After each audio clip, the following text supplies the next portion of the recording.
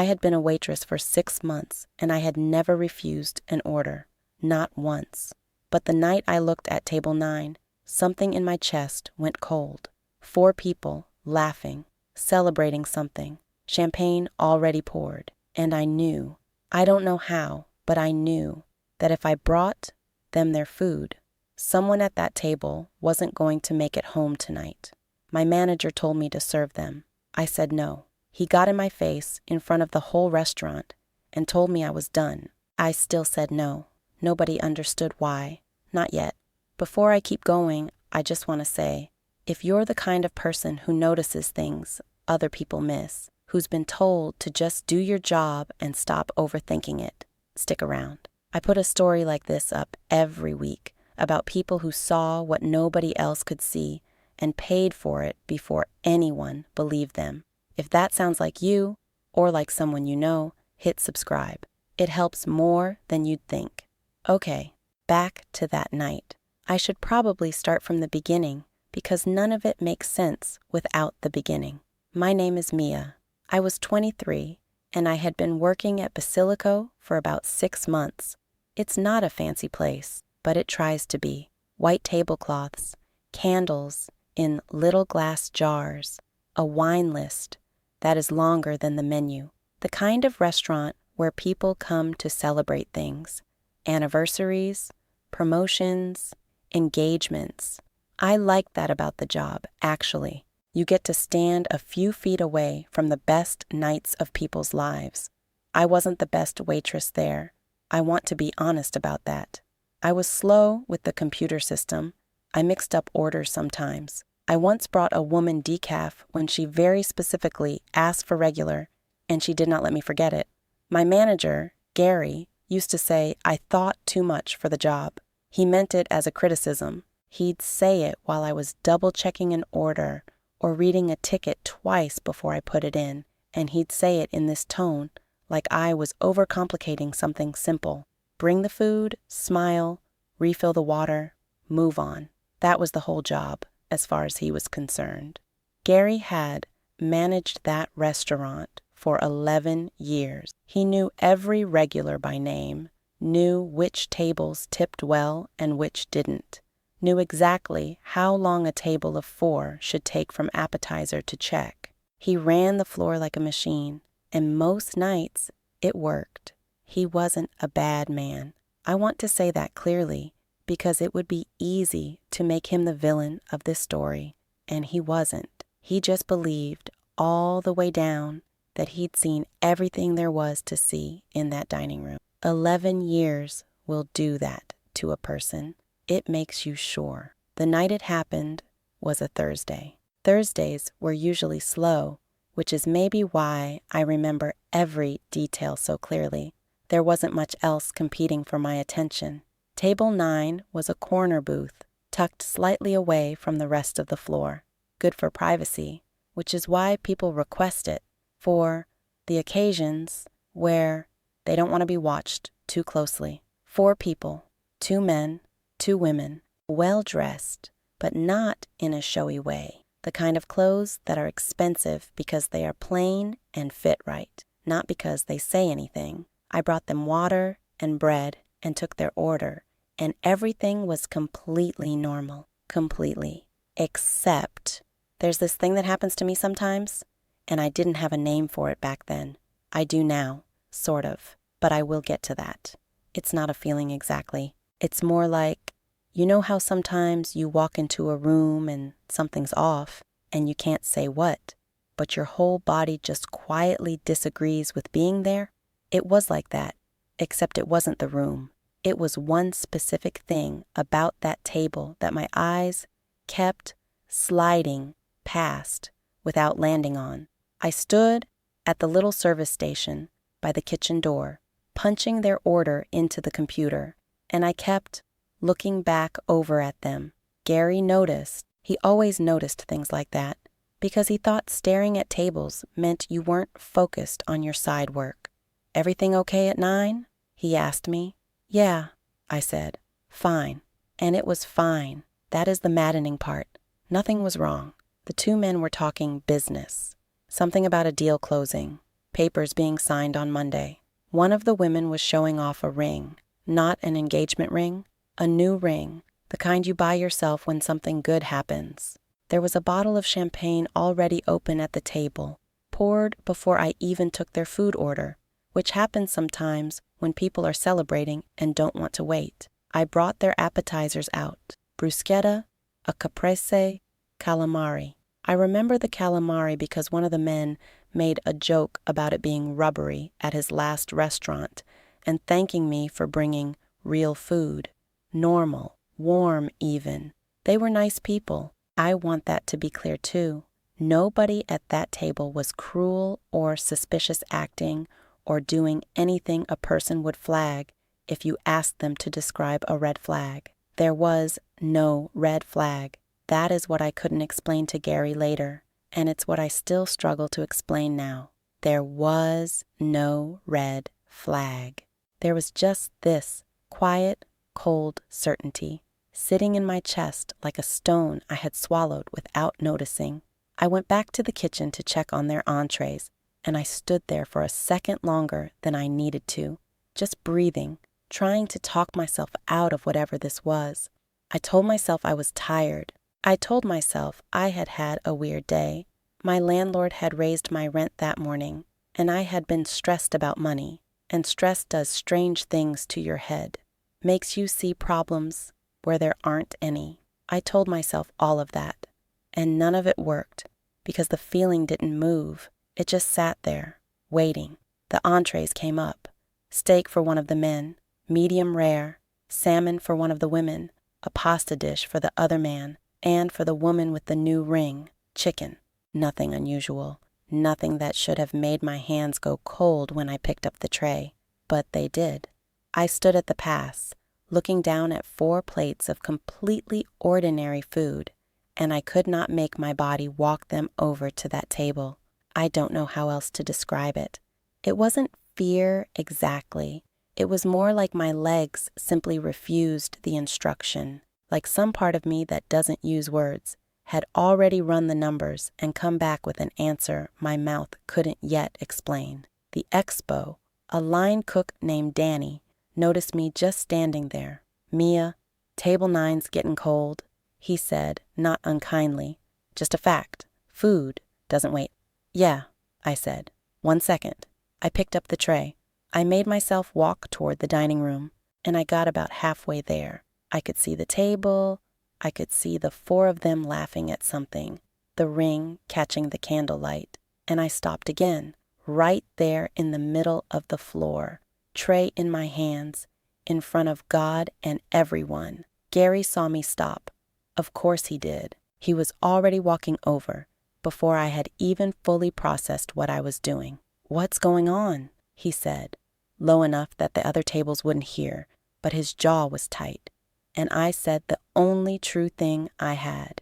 "I don't think I should serve this." He blinked at me like I had spoken another language. "You don't think you should serve it? Is something wrong with the food?" "No," I said.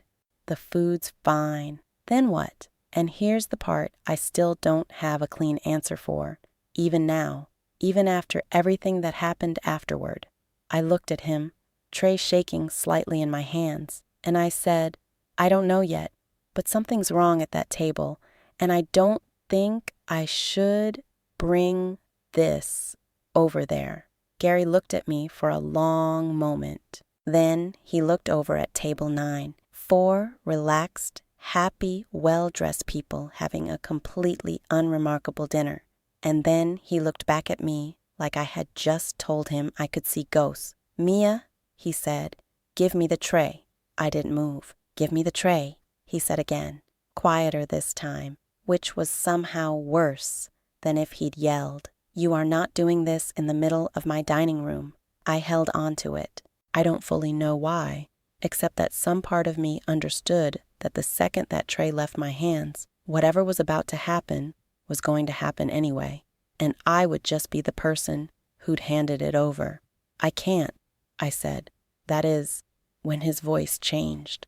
That is when the whole night changed, really, because up until that point, it had just been a strange, quiet moment between the 2 of us near the kitchen door. But Gary's patience has a very specific shape, built over 11 years of running that floor exactly the way he wanted it run, and I had just put a crack straight through the middle of it, in front of 3 other tables who were starting to notice. "You will serve that table," he said, "or you will not have a job here tomorrow." And every part of me that had spent 6 months being the quiet, agreeable, slow with the computer new girl was screaming at me to just hand him the tray, apologize, laugh it off, blame it on being tired. Every reasonable part of me knew that I had no proof, no explanation, nothing but a cold feeling in my chest that I couldn't even describe properly to myself, let alone to him. I looked at him. I looked back at table 9, at the woman turning her new ring in the candlelight, at the open bottle of champagne, at the 4 plates going cold in my hands. "No," I said, "I won't." Gary's face did something I hadn't seen before. Not anger, exactly. I had seen him angry the night a delivery got the wrong wine and he'd had to comp an entire table. This was different. This was a kind of confusion trying very hard to turn itself into authority, because confusion wasn't something he knew what to do with. "You're refusing a direct order," he said. And now his voice had climbed enough that the 2 tables nearest us had definitely stopped pretending not to listen. In front of my restaurant. "I know how it looks," I said. "You don't know how it looks. You have no idea how it looks." He stepped closer, and I remember the tray getting heavier in my hands, my arms starting to shake from holding it still for too long. "That is one of our best tables. Do you know who that is?" "That is Robert Halloway. He's been coming here for 4 years. He just closed some deal, I don't know, some real estate thing, and he wanted to celebrate here at my restaurant. And you are standing in the middle of my floor, holding his dinner hostage because of a feeling. I know it sounds, I don't care how it sounds. Put the food down or get out." Somewhere behind him, I saw Danny poke his head out from the kitchen window, and one of the other servers, an older woman named Carol, who'd worked there longer than Gary had been manager, had stopped near the bar with a tray of her own, just watching. I want to explain something about that moment, because I have thought about it 1,000 times since. I wasn't being brave. I know. That is the version that sounds better. The version where the underdog stands tall and says her piece. It wasn't that. I was scared. My hands were shaking so hard the silverware was rattling against the plates. I didn't have an argument. I didn't have evidence. I had nothing except this awful, physical certainty that if I put that tray down on table 9, something was going to go wrong that couldn't be undone. And against that, I had my rent, which had just gone up. I had 6 months of building something at that job, small as it was. I had a manager who had never once, in 6 months, been wrong about anything in that dining room in front of me. But I also had this. I had learned, a long time before I ever became a waitress, that the feeling I was having doesn't lie to me. It's slow. It's quiet. It's never once in my life been loud enough to make sense in the moment, but it has never once been wrong. I set the tray down on the service stand next to me, not on the table, on the stand. "I am not doing it," I said. "I am sorry. I will take responsibility for it. But I am not bringing that food to that table." Gary stared at me for what felt like a very long time. Then he said, flatly, "You're done. Go get your things." I heard someone at the nearest table murmur something to their companion. I felt my face go hot. I remember thinking, very clearly, this is the part where I am supposed to cry, and being almost relieved when I didn't, because at least I had have that. I didn't go get my things, not yet, because right then, table 9 started to change. It wasn't dramatic. That is the thing nobody expects. It's never dramatic in the moment. It's dramatic later when you're retelling it. What happened was small. The woman with the ring, the one who'd been laughing the loudest all night, put her hand flat on the table, like she was steadying herself. One of the men, not her husband, the other one, looked at her and asked if she was okay, and she said something I couldn't hear from where I was standing, but I saw her shake her head, just slightly, like she was trying to clear it. Gary saw it too. I watched his eyes flick over there, quick, involuntary, and then flick back to me, like he was daring the moment to mean something. "She's fine," he said, before I had said a word. "People get a little dizzy after champagne on an empty stomach, Mia. That is why we serve food." "Gary, go get your things."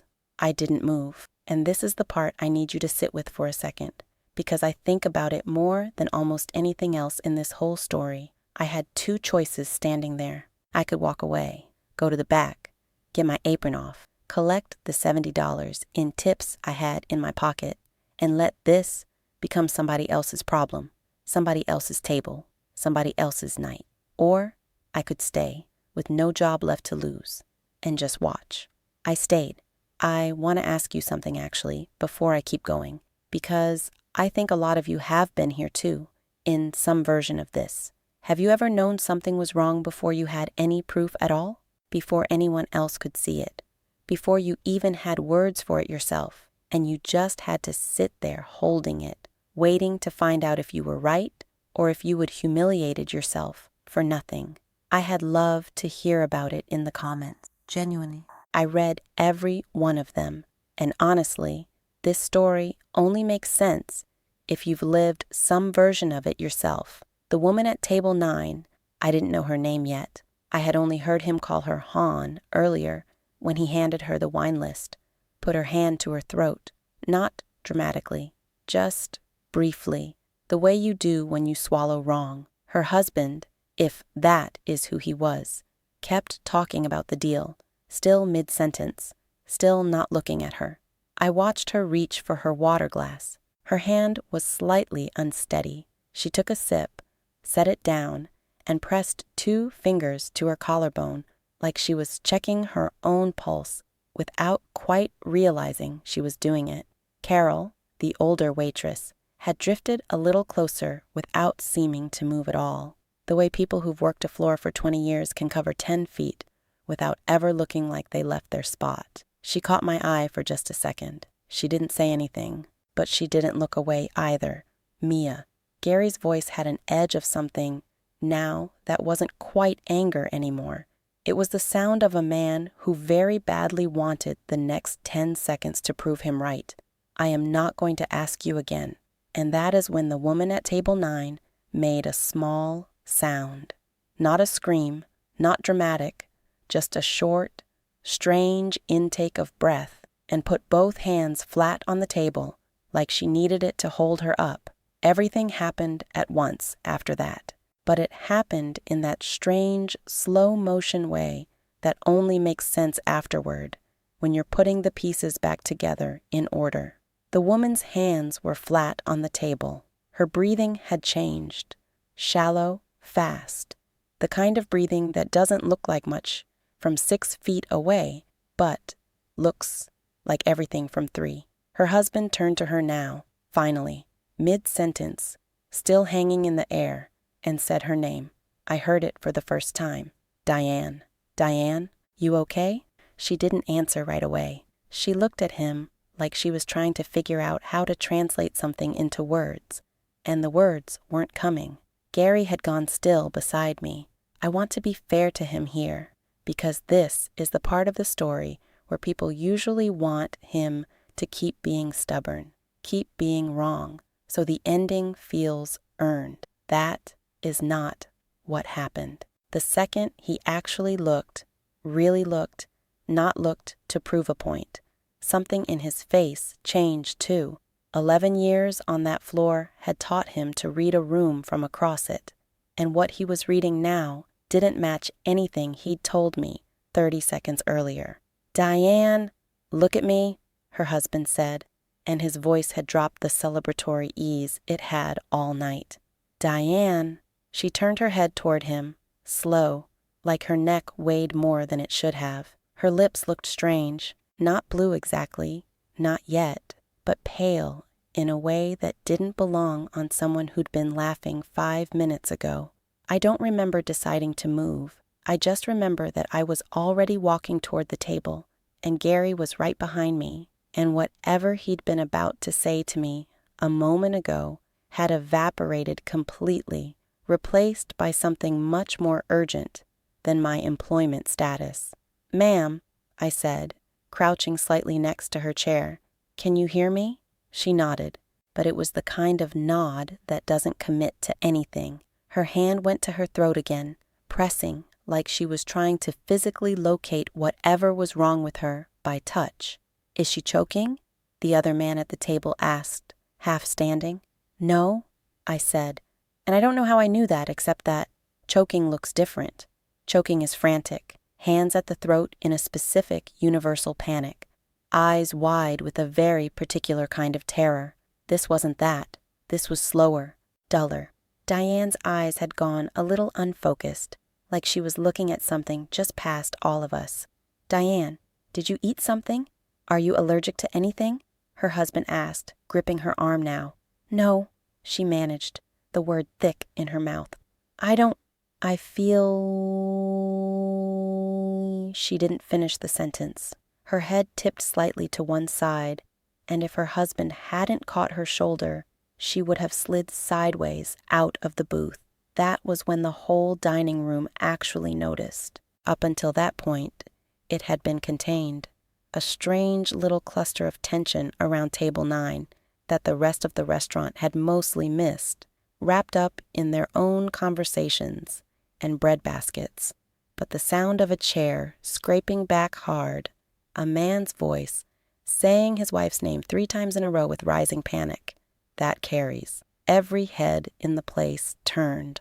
"Call 911, Gary said to Carol, and his voice had none of the manager voice left in it. It was just a person's voice now, scared like everyone else's.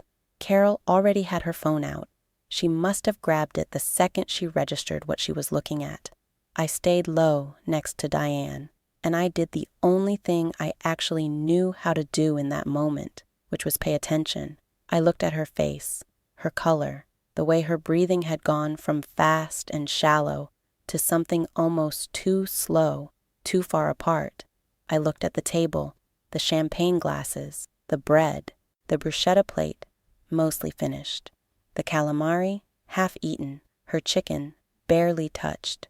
She had taken maybe 2 bites, and that is when I saw it.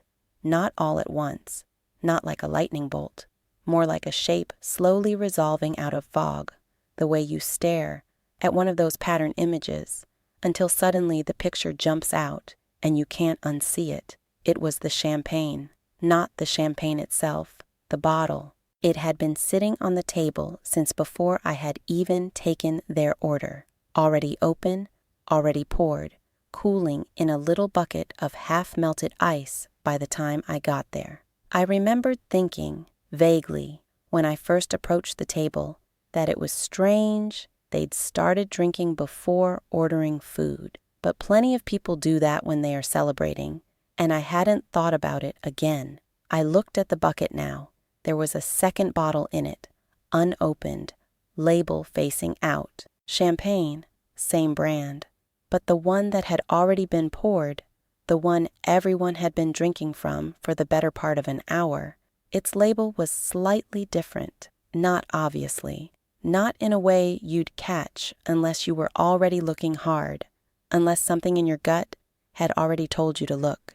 The font on the corner seal was very slightly off. The gold foil around the neck sat at a different height than the one still standing unopened in the ice.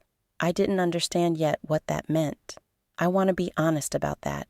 I wasn't some genius in that moment putting together a full picture. I was a 23-year-old waitress kneeling on a dining room floor next to a woman who might be dying, noticing that 2 bottles that should have matched didn't quite match, and feeling that same cold certainty from earlier get a little less shapeless. "Gary," I said, "who brought that champagne?" He looked at me like the question made no sense given everything happening in front of us. "What?" "The champagne. Table 9 didn't order it from us. Did they bring it themselves? He blinked, and I watched him actually think about it, which took him a second longer than it should have, because his brain was still catching up to the fact that I might be someone worth listening to right now. Yeah, actually, a guy dropped it off for them, said it was a gift from a business partner. Before you even sat them, what guy? I don't know, Mia. Some guy. He said he couldn't stay. He just wanted to leave it for the table before the deal closing thing. Did you see him? Briefly. Why does this... Diane made another sound, softer this time, and her husband's voice cracked as he said her name again. In the distance, faint, but getting less faint, I could hear a siren. I looked at the bottle again, at the one label sitting very slightly wrong against the other, and underneath the cold feeling that had been sitting in my chest all night, something else arrived, something sharper and much worse. The understanding that whatever this was, it hadn't been random, and it hadn't been meant for all 4 people at that table. It had been meant for one person, or maybe 2, and everyone else at that table had just been unlucky enough to be sitting close enough to share a glass. Don't let anyone else drink from that bottle, I said, louder than I meant to, and Gary actually stepped in front of the ice bucket, like he was guarding evidence, which I think surprised even him.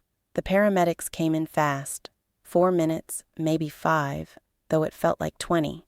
I stepped back to let them work, and I watched them ask Diane's husband the same questions I had asked. Allergies, medications, what did she eat? What did she drink? Has this happened before? He answered in that scattered, too fast way people talk when they are terrified. And somewhere in the middle of it, one of the paramedics, a woman with short gray hair and the calm, unhurried movements of someone who'd done this 1,000 times, looked over at the champagne bucket. Is that the only thing she had that the others didn't? She asked. I opened my mouth to say something, and Gary, standing there with his arms still half spread in front of the bucket, like a man protecting a crime scene he didn't fully understand yet, said, she drank more of it than anyone. She kept getting her glass refilled. The other 3 barely touched theirs after the first pour.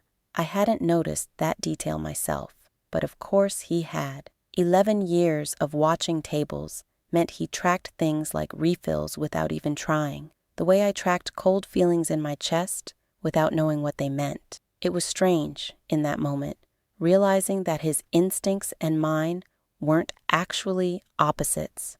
They were just built for different things. The paramedic asked for the bottle. Gary handed it over without hesitation now, and something about the way he did it, careful, 2 hands like it might matter later, told me he'd already stopped thinking of this as an overreaction and started thinking of it as something else entirely. They got Diane onto a stretcher. She was conscious again by then, groggy, scared, asking her husband what happened in a voice that didn't sound like hers. As they wheeled her past me, her eyes found mine for just a second. She didn't know who I was, had no idea I was the waitress who'd refused to bring her food 20 minutes earlier, had no idea that refusal was probably the only reason nobody else at that table had finished a second glass of that champagne while waiting on their entrees. She just looked at me the way people look at strangers in the worst moment of their life, a little lost, a little grateful for nothing in particular. And then she was gone, out the door, into the ambulance, and the restaurant went very quiet. In that specific way, a room goes quiet after something terrible almost happens in the middle of it. 40 or so customers sitting there with their unfinished dinners, not sure whether to keep eating or ask for the check or just leave. Servers standing frozen near the kitchen door. Danny still in the window, a plate of pasta going cold in his hands because nobody had told him what to do with it. Gary stood in the middle of the floor holding an empty champagne bottle like it weighed 40 pounds, and he looked at me. How did you know? He said, not accusing. Not even confused anymore, really. Just quiet. I didn't have a good answer. I still don't. Not fully. I didn't know, I said. Not exactly. I just knew something was wrong. I didn't know what. He looked down at the bottle in his hands, at the label that didn't quite match its twin still sitting in the ice, and something in his face shifted in a way I hadn't seen in 6 months of working for him. It wasn't relief exactly. It was something closer to a man realizing the floor he thought he understood completely had just tilted slightly under his feet, and he wasn't sure yet how far it was going to keep tilting. The other man, I said, remembering suddenly, the one who wasn't her husband. He barely drank his either. Gary's eyes went to the 2 remaining men at the table, who were sitting there pale and shaken, one of them still holding his phone, presumably having just called someone. Maybe Diane's family, maybe his own. "Sir?" Gary said, walking over, his manager voice trying to reassemble itself even though everything underneath it had changed. "Can I ask, who dropped off the champagne again? Before Mia sat you?" The man who'd made the joke about rubbery calamari earlier, Robert, the deal closer, Diane's husband, looked up with the particular blankness of someone whose whole night had just come apart in his hands. I thought it was from Marcus, my business partner. He said he couldn't make it, wanted us to celebrate without him. Did you see him? The person who delivered it? No, He stopped. His face changed slowly, the way a landscape changes when a cloud passes over it. No, I didn't see him. The host told me someone dropped it off. I never actually saw who it was. Gary looked back at me, and for the first time since I had started working there, I watched him realize, in real time, that he had no idea what had actually almost happened in his restaurant that night, and that the only person in the building who'd had even the faintest red on it was the 23-year-old waitress he'd just fired 10 minutes earlier.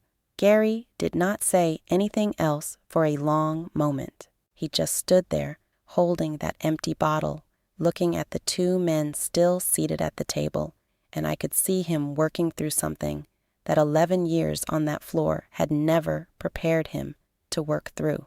The police arrived not long after the ambulance left. 2 officers, calm and businesslike, the kind of calm that comes from having walked into 100 rooms like this one before. They asked to speak with whoever had first noticed something was wrong, and Gary, to his credit, did not hesitate before pointing at me. "She did," he said, "before any of it happened." I told them everything I could, which was not much in terms of facts. I did not tell them about the feeling in my chest, because there was no way to say that out loud to 2 police officers with notepads and have it sound like anything other than nonsense. Instead, I told them what I had actually seen, the mismatched label, the second bottle, unopened, sitting untouched in the ice. The man who had dropped off the gift and left before anyone could see his face clearly. The fact that the woman who had gotten sick was the only one who had kept drinking from that particular bottle, glass after glass, while the others had barely touched theirs. One of the officers took the bottle carefully, sealed it in a bag, and said something to his partner about getting it to a lab.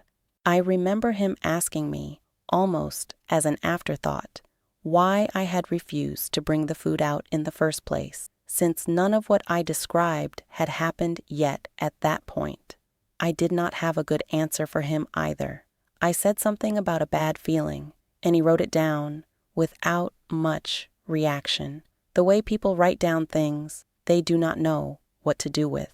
Robert, Diane's husband, sat very still through most of this, answering questions in a voice that kept losing its footing. He explained who Marcus was, a business partner on the deal he had been closing, someone he had known for years, someone he trusted completely. He said Marcus had called that afternoon to say he could not make it to the celebration, and that a bottle would be sent over in his place as a gift. He had never questioned it. Why would he have? It took nearly 3 days for the full picture to come together, and most of it I only learned secondhand, through Gary, through the newspaper, through a detective who came back to the restaurant once more to ask a few final questions. The deal Robert was closing that week involved buying out a smaller company, one that Marcus had, until recently, held a significant stake in. What nobody at that table knew, including Robert, was that Marcus stood to lose almost everything if the deal closed the way it was structured, and that a version of the contract existing without Robert's signature would have quietly reverted the terms back in Marcus's favor. It was never proven that Marcus intended to harm the entire table. The detective explained carefully that the substance found in that particular bottle was one that, in a smaller dose spread across 4 glasses, likely would have caused nothing more than a rough night for everyone at the table. But Diane had been the one refilling her glass most enthusiastically, celebrating a small win of her own that evening, and she alone had taken in enough to become seriously ill. Whether that had been the plan all along, or whether it had simply gone differently than intended, was something only Marcus could have answered, and Marcus was, by the time any of this became clear, already gone, his office empty, his phone disconnected. A man who had spent years building trust with people precisely so that, on one particular night, nobody would think to question a gift left at a table. Diane recovered. It took her 7 days in the hospital and a long stretch of feeling like herself again after that, but she recovered fully, and I think about that more than almost anything else in this whole story. Not the poison, not the investigation, not even the strange, cold certainty that had sat in my chest all evening, just that she went home, that she got to keep being someone's wife, someone's friend, someone who got to have an ordinary Thursday again someday.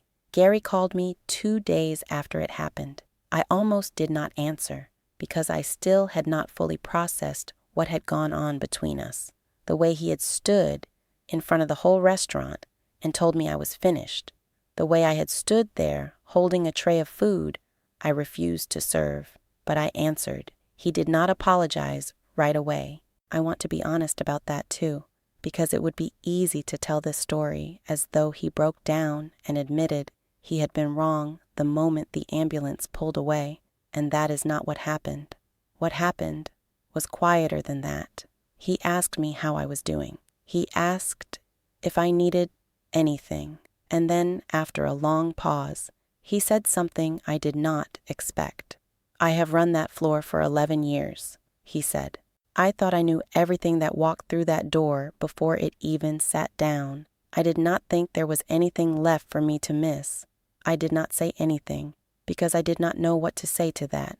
You saw something I could not see, he said, and I told you to hand me the tray anyway.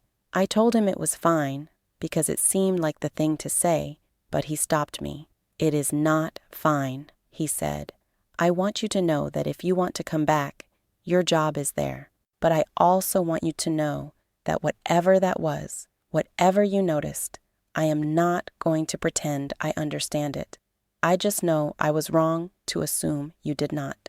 I went back to work the following week.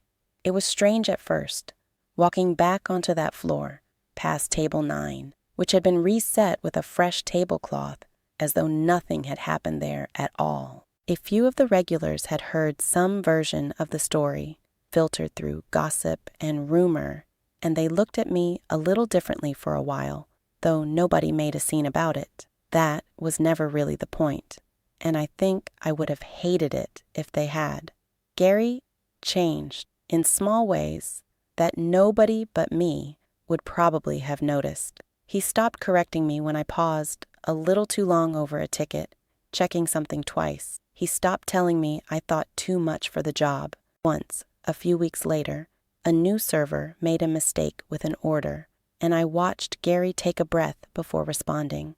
The kind of breath a person takes when they are choosing to listen before they decide what something means. He never made a show of any of it. He never told the story to customers as though it were his own moment of growth, never used it to build himself up in front of the staff. He just quietly stopped assuming that 11 years of experience meant there was nothing left to notice, and he started, in small and mostly invisible ways, actually watching the people around him instead of simply managing them. I still do not have a clean explanation for what happened that night, and I have stopped looking for one. I have talked to exactly one person about it in any real depth, a counselor I saw briefly the following year for something unrelated, and even she just nodded and said that some people carry a kind of attention that runs ahead of their own understanding, and that the discipline is not in explaining it, but in trusting it enough to act before you can. I think about Diane sometimes, whether she still orders champagne when she goes out to celebrate something, whether she ever found out how close that night actually came to going a different way. I hope she does not think about it much at all, honestly. I hope she gets to have her wins be simple again. As for me, I kept the job. I am still slow with the computer sometimes. I still read a ticket twice before I put it in. But nobody has called that overthinking in a long time. If a story like this one means something to you, I would love it if you stuck around for the next one. There is always another table 9 somewhere, another person nobody quite believed until it was too late to keep doubting them. I will see you there.